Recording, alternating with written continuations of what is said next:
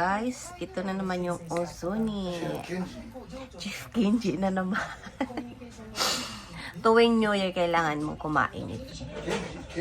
Kagabi, hindi na kami nakapagsalubong nito kasi nga, busog na, kaya ngayon na kaming kumain ngayong umaga. Ito! Anong oras na ako natulog kagabi? Alas 3. Nagising ako 11. Ayan. Nagutom na dotong asawa ko, kanina pa to gising. Pero hindi kami aalis ngayon kasi maraming tao ngayon sa Taraikimasu. Maraming tao ngayon sa Kawasaki. Maraming tao ngayon sa Kawasaki Daishi. Ayan guys, ito. Tapos mochi. Tapos daikon, carrots. At saka, kore, nanda kimidori no? Michiba.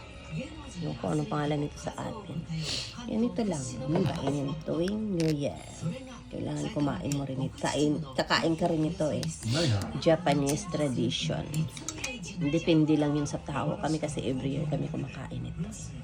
Yan, itadaikimasu.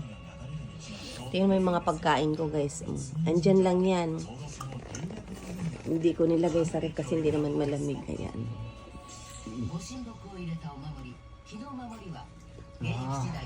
Grabe yung ilong ko.